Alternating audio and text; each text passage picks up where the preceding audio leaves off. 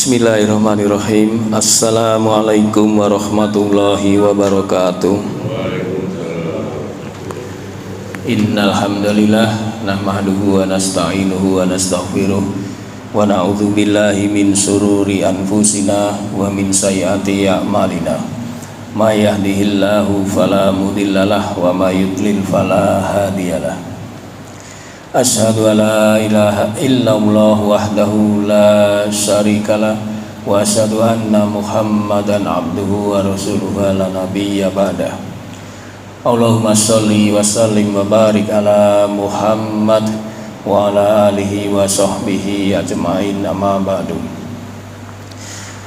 Terus kita bersyukur kehadirat Allah Subhanahu wa taala yang tak henti-hentinya melimpahkan rahmat dan nikmat kepada kita semua, sehingga di pagi hari ini kita masih diberi kekuatan, kesempatan dan kemampuan untuk bisa hadir di majelis yang mulia ini. Salawat dan salam semoga tercurah kepada junjungan kita Nabi Muhammad sallallahu alaihi wasallam. Jamaah salat subuh Masjid Anas rahimakumullah kembali bertemu pada pagi hari ini mengambil tema kemurahan Allah. Jadi Allah itu sangat murah.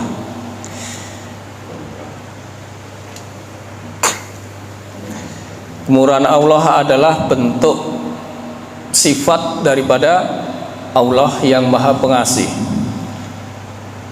Allah maha pengasih, yaitu Ar-Rahman. Allah maha pemurah, maha pengasih, tak pilih kasih.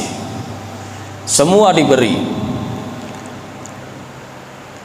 Semua diberi, tidak terkecuali.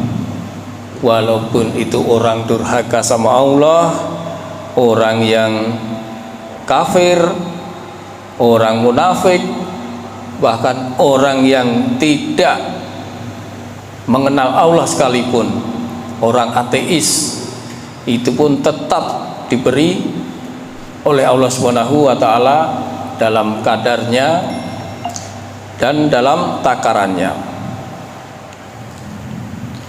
Jadi sebagai sifat Ar-Rahman, yaitu yang maha pemberi, Allah sangat murah kepada hambanya. Dan Allah tidak sekedar mengasih terus dibiarkan begitu saja, tapi Allah juga memperhatikan kepada hamba-hamba yang dikasih. Jadi makhluknya ini, hamba ini, selain dikasih juga diperhatikan. Di dalam surat Ar-Rahman 31 Allah berfirman, sanafruhu lakum ayyuhas saqalan fabi ayyi ala rabbikuma tukadziban. Kami akan memberi perhatian sepenuhnya kepada golongan manusia dan jin. Kata Allah gitu, kami akan memberikan perhatian sepenuhnya kepadamu wahai golongan manusia dan jin. Kita bahas manusianya saja ya Pak ya, jinnya nggak usah. Selain diberi, diperhatikan, Allah juga menjaga dan mengawasi. Luar biasa ini. Sudah diberi, diperhatikan, dijaga, diawasi. Innallaha kana alaikum raqiba. Sesungguhnya Allah menjaga dan mengawasi. An-Nisa ayat 1 di akhir ayat. Nah, kalau tadi diperhatiin, dijaga, diawasin, apa perbedaannya? Allah memperhatikan dan Allah mengawasi. Apa kira-kira? Diperhatikan, termasuk diawasi. Ya, boleh-boleh aja Pak. Diperhatikan, itu maknanya yang saya ambil yaitu mengenai kebutuhan dalam kelangsungan hidup. Jadi kehidupan manusia ini diperhatikan oleh Allah Subhanahu wa taala tentang kehidupannya, tentang kebutuhannya. Misalnya apa, Pak? Misalnya perhatian Allah ini dengan memberikan kebutuhan manusia melalui hujan, sehingga dengan hujan itu bisa tumbuh kehidupan. Kita kan manusia tentu butuh air, Pak. Maka dengan air itu merupakan satu kebutuhan yang diperlukan oleh manusia. Selain hujan, ya banyak Pak, tentu makanan, pakaian dan sebagainya. Sedangkan arti dijaga dan diawasi adalah kalau hamba ini yang sudah diberi, diperhatikan, tapi melenceng dari syariat, nah ini diawasi oleh Allah ini. Maka Allah pun akan memberikan semacam teguran kepada hambanya yang melenceng. Nah, teguran atau peringatan ini banyak sekali. Misalnya seseorang dikasih musibah, sakit, bisa juga Pak, atau disempitkan rezekinya, itu juga suatu teguran.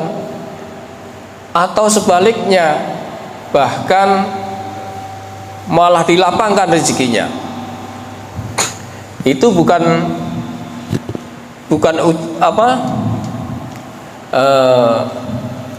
kelebihan yang ia dapat, tetapi ini merupakan juga peringatan dengan kelebihan rezeki ini. Dia menggunakan rezekinya ini untuk taat atau untuk maksiat. Ini kebanyakan yang gagal di sini, Pak. Banyak yang gagal diuji dengan rezeki yang berlebihan. Nah, kemudian orang yang diuji itu pun, yang diberi peringatan pun, itu kalau yang sadar maka dia akan merenung,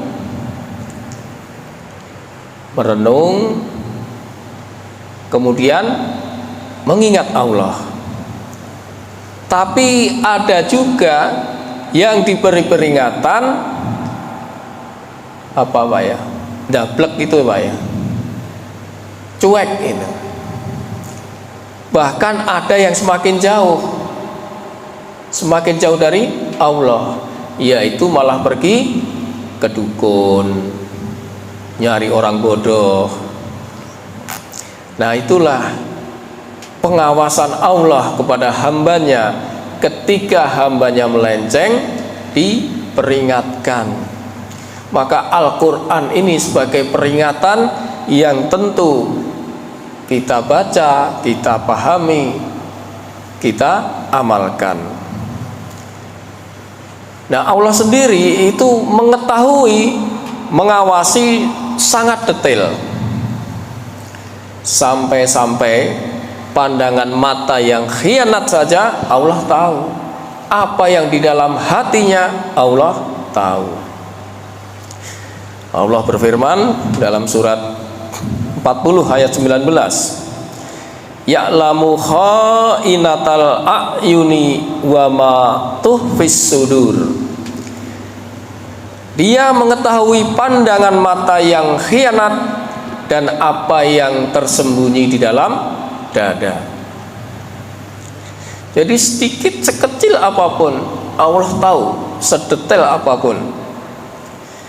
Jadi walaupun sembunyi-sembunyi, jangan berharap tidak diketahui. Allah Maha menjaga, Maha mengawasi. Maka yang paling aman, ikutin aja juklak dan juknis Allah dan Rasulnya. Itu udah paling aman.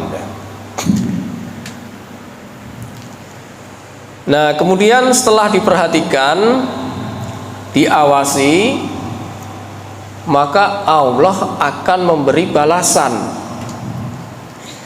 Dikasih balasan. Walaupun sedikit, sekecil apapun yang kita kerjakan, itu Allah akan memberikan balasan. Fama ya'mal misqala dzarratin khairan yarah. Maka barang siapa yang mengerjakan kebaikan walaupun hanya seberat biji zarah, maka Allah akan membalasnya. Dan sebaliknya, barang siapa yang melakukan keburukan, Allah juga akan membalasnya. Itulah kemurahan Allah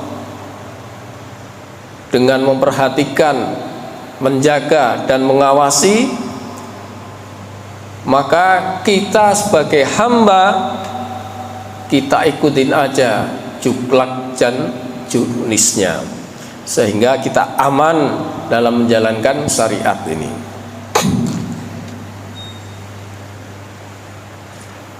Kemudian bagaimana sikap kita setelah diawasi dan diperhatikan Allah?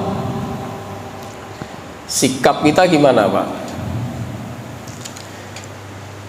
Akan Allah memberikan perhatian, mengawasi, menjaga, maka kita harus punya sikap. Yang pertama, karena kan tadi ada balasan, Pak. Yang pertama adalah kita harus bekerja. Karena pekerjaan yang kita lakukan ini akan dilihat Allah. Enggaknya harus nyender ini. Allah Subhanahu wa taala berfirman di dalam surat At-Taubah ayat 105. A'udzubillahi minasyaitonirrajim. Wa qul malu fasayarallahu amalukum wa rasuluhu wal mu'minun wa saturadduna ila alimil ghaibi wasyahadah fayunabbiukum bima kuntum ta'malun. Dan katakanlah, barang bekerjalah kamu. Nih perintahnya, bekerjalah kamu, maka Allah akan melihat pekerjaanmu. Jadi diperintah kita untuk bekerja dan Allah akan melihat pekerjaanmu. Begitu juga Rasul dan orang-orang mukmin. Ya, lalu diberitakan kepadanya apa yang telah kita kerjakan. Nah, ini bekerja ini apa nih maksudnya, Pak? Bekerja ini kalau dalam urusan dunia, ya sebagaimana kita mencari nafkah. Apa saja, Pak? Mau jadi pegawai, mau jadi ojol, mau jadi wedding organizer, ya silahkan. Pokoknya intinya bekerja. Nah, dalam tataran agama, bekerja ini bisa bermakna beramal soleh.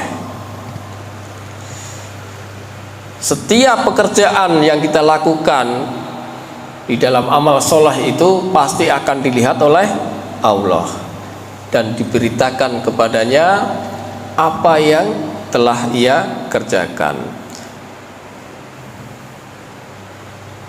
Selain beramal soleh, kan banyak kan ya ayatnya kan. Beramal soleh, apa itu, wa'mal solihan itu.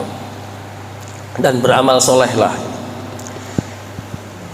Selain itu, Pak, selain amal soleh, yaitu jihad fi sabilillah,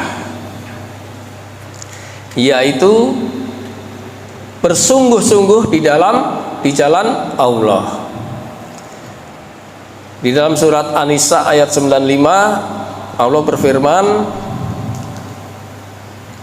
la yastawil qaiduna minal mu'minina ghairu ulid dorori wal mujahiduna fi sabilillah bi amwalihim wa anfusihim fadzalallahu mujahidina bi amwalihim wa anfusihim alal qaidina darajah wa kullahu wadallahu husna wa fadalallahu mujahidina alal qaidina ajron azima.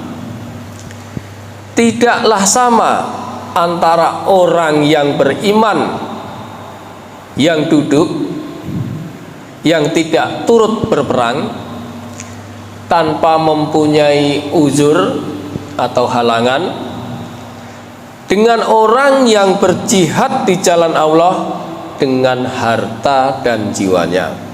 Dikatakan tidak sama.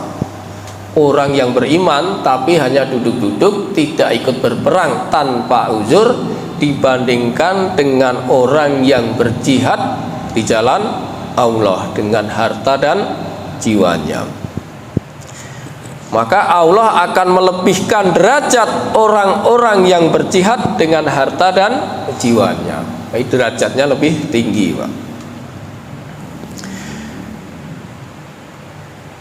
Kepada masing-masing Allah menjanjikan pahala yang baik, yaitu surga. Dan Allah melebihkan orang-orang yang berjihad atas orang yang duduk dengan pahala yang sangat besar. Jadi tidak sama orang yang bersungguh-sungguh dengan yang santai. Walaupun semuanya ada di jalan Allah, tetapi derajatnya beda. Nah, selain beramal soleh, jihad fisabilillah, kemudian pekerjaan yang lain yaitu, nah ini Pak, dakwah. Dakwah ini juga satu pekerjaan dan pasti akan dilihat oleh Allah. Makanya orang yang berdakwah itu jangan sekali-sekali meminta upah, Pak. Bener, Pak. Jangan minta imbalan.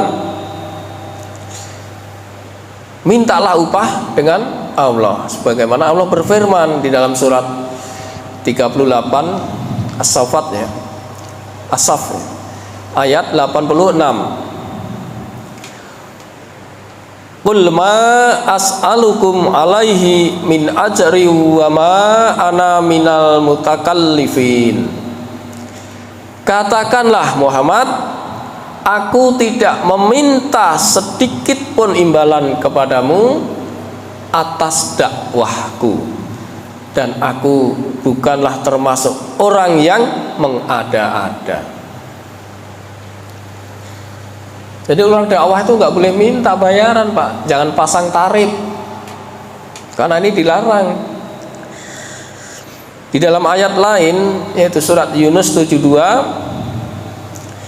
maka jika kamu berpaling dari peringatanku setelah diberi dakwah, dia berpaling, aku tidak meminta imbalan sedikit pun darimu. Imbalanku tidak lain hanyalah dari Allah. Dan aku diperintah agar aku termasuk golongan orang-orang yang berserah diri. Jadi orang yang berdakwah tidak boleh minta imbalan. Orang yang memanggil penceramah dan penceramah itu minta tarif, haram. Tetapi orang yang memanggil penceramah tidak ngasih bekal, nah ini gimana, Pak?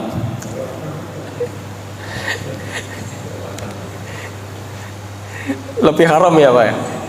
Kebangetan nih itu. Enggak, ini cuk aja Pak. Itulah, maka makna bekerja di dalam Al-Quran sangat banyak. Di antaranya tadi beramal soleh, jihad fisabilillah, kemudian berdakwah. Nah, kemudian sikap yang kedua setelah bekerja yaitu menghindari kemaksiatan. Ini penting juga Pak, karena tadi Allah kan menjaga kalau hambanya melenceng keluar dari rel syariat maka akan diberi peringatan. Maka ini sikap kita harus menghindari kemaksiatan. Allah berfirman di dalam surat An-Nisa 47, A'udzubillahi minasyaitonirrajim. Ya ayyuhalladzina utul kitaba aminu bima nazalna musaddiqal lima ma'akum min qabli annatmisa wujuhan fanaruddaha ala adbariha aunal anahum kama la'na'ana ashabas sab wa kana amrullahi maf'ula. Wahai orang-orang yang beriman, wahai orang-orang yang telah diberi kitab, berimanlah kamu kepada apa yang telah kami turunkan, yaitu Al-Quran, yang membenarkan kitab yang ada pada kamu sebelum kami mengubah wajah-wajahmu lalu kami putar ke belakang atau kami laknat mereka sebagaimana kami melaknat orang-orang yang berbuat maksiat. Nih, orang yang berbuat maksiat setelah mendapatkan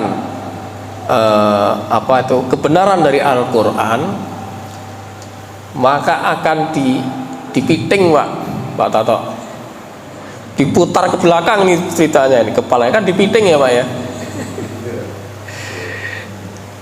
dipiting, dilaknat lagi. Maka ini perlu kita hindari kemaksiatan ini. Orang yang beriman itu memang harus memperhatikan rambu-rambu syariat, karena kalau tercebur atau meleset dari syariat itu Allah itu cemburu Pak. Allah cemburu dengan orang yang beriman ini. Ini bahasa halusnya Allah ini, karena Allah maha halus. Dalam sebuah hadis dari Abu Hurairah radhiyallahu anhu, Rasulullah SAW bersabda, Innallaha yagharru wa ghairuhullah an ya'tiyal mu'minu ma harramaullah. Sesungguhnya Allah cemburu, dan kecemburuan Allah datang bila mana seorang mukmin melakukan apa yang Allah haramkan, yang Allah larang. Jadi kecemburuan Allah kepada orang mukmin yang melenceng. Tapi jangan dibayangkan cemburunya Allah seperti kita, jangan Pak. Pokoknya Allah cemburu aja. Ya.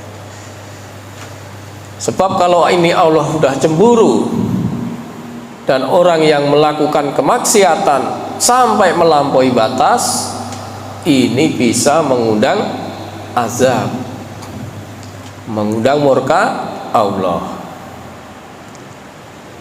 Maka ketika seseorang beriman itu ketika sadar ia melakukan kemaksiatan, lalu ia mengingat Allah, kemudian ia minta ampun dan bertobat,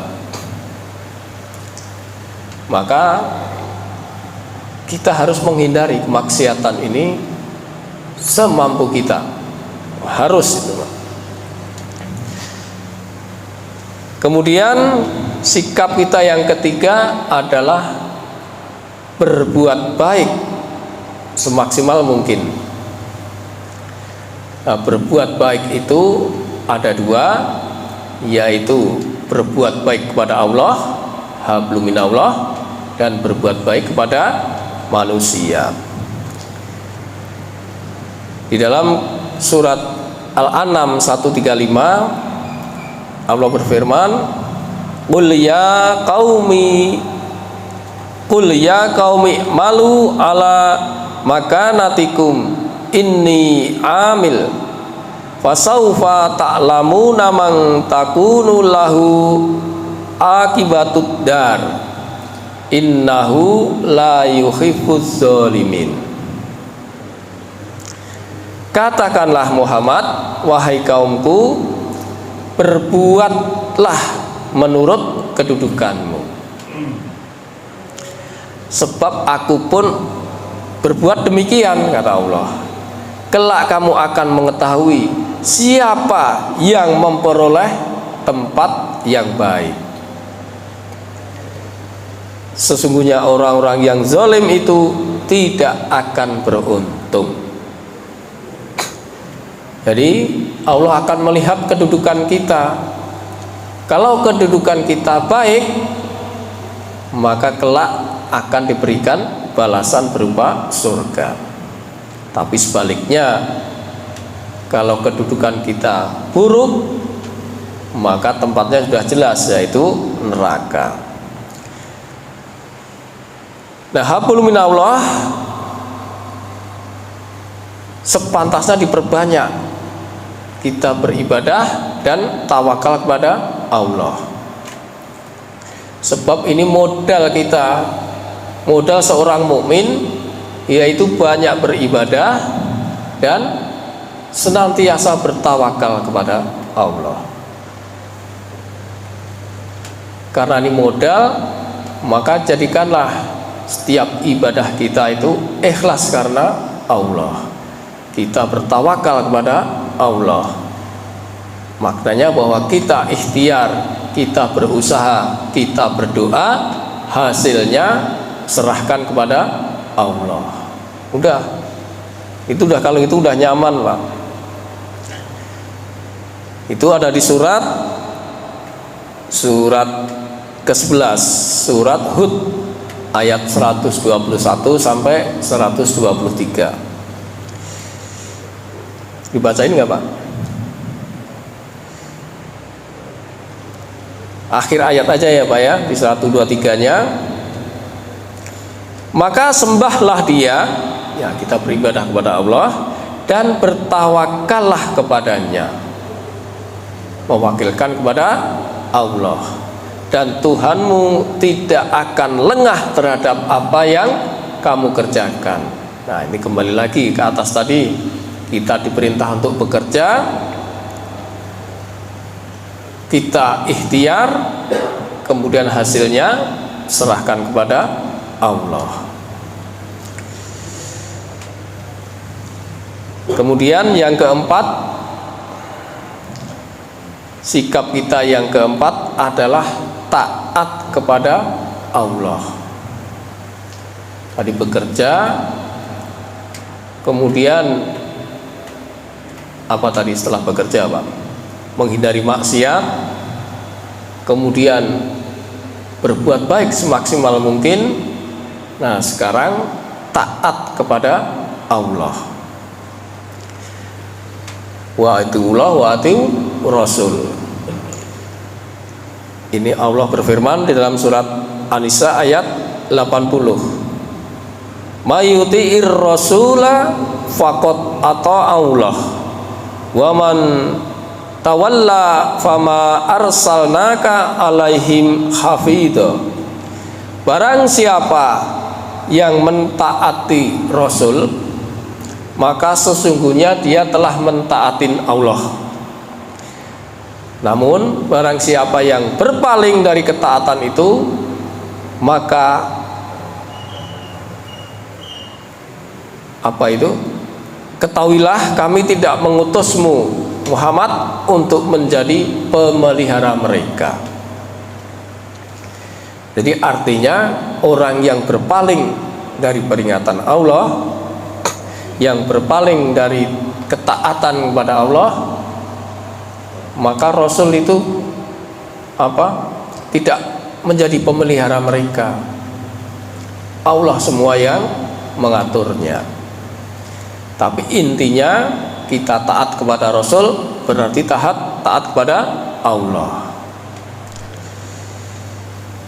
Kalau kita sudah taat kepada Allah dan taat kepada Rasul, udah jelas pasti balasannya surga. Tapi kalau berpaling, azab Allah pasti sangat pedih. Wa man yuti'illaha wa rasulahu yudkhilhu jannatin tajri min tahtihal anhar. Wa man yatawallau yu'adzibahu adzaban alima. Al-Fat ayat 17. Barang siapa yang taat kepada Allah dan Rasulnya, niscaya Allah akan memasukkannya ke dalam surga yang mengalir di bawahnya sungai-sungai. Dan barang siapa yang berpaling, niscaya akan diazabnya dengan azab yang pedih. Ini suatu peringatan sekaligus ancaman. Ya, jadi kita harus wajib taat kepada Allah dan Rasulnya. Karena dikatakan bahwa setiap umat manusia itu nanti akan masuk surga. Kita sudah diberitakan, Pak, bahwa kita itu nanti akan masuk surga. Cuman sayang, ada yang nggak mau, Pak. Heran ya, Pak. Ada yang nggak mau, Pak. Kullu umatin yadkhulul jannah. Setiap umatku, kata Rasulullah, pasti masuk surga. Illa man aba, kecuali yang enggan. Maka ketika Rasulullah bersabda seperti itu, sahabat bertanya, man aba ya Rasulullah? Kata Rasulullah, siapa yang enggan ya Rasulullah? Man ata'ani dakhalal jannah wa man asani faqad aba. Barang siapa yang taat kepadaku pasti masuk surga. Siapa yang tidak taat, yaitu yang enggan masuk surga. Hadis riwayat Bukhari. Nah, tinggal kita, pilihan kita untuk bisa masuk ke surga itu tidak lain hanyalah taat kepada Allah dan Rasulnya. Sehingga inilah yang menjadikan kita untuk tetap menuntut ilmu, kita menambah ilmu agar ketaatan kita kepada Allah dan Rasulnya semakin melekat, sehingga insya Allah dengan demikian kita bisa dimasukkan surga Allah Subhanahu wa ta'ala. Nah, saya kira itu saja yang bisa saya sampaikan pada pagi hari ini. Mudah-mudahan ada manfaatnya. Sedikit tadi bahwa kemurahan Allah itu tidak hanya sekedar memberi, tetapi juga diperhatikan. Setelah diperhatikan, kita diawasi. Setelah diawasi, kita diberi balasan. Nah, agar balasan itu sesuai dengan apa yang kita inginkan, maka kita diperintahkan untuk satu, bekerja. Yang kedua, menghindari maksiat. Di dalam pekerjaan itu tadi banyak kan, beramal soleh, jihad fisabilillah, dakwah. Dakwah tidak harus begini, Pak. Bapak punya teman, punya sahabat, sampaikan satu ayat, nah itu sudah termasuk dakwah. Nah, selain bekerja, menghindari maksiat, juga berbuat baik semaksimal mungkin. Dan yang terakhir tadi adalah kita wajib taat kepada Allah dan Rasulnya. Demikian kurang lebihnya. Billahi taufiq wal hidayah. Wassalamualaikum warahmatullahi wabarakatuh.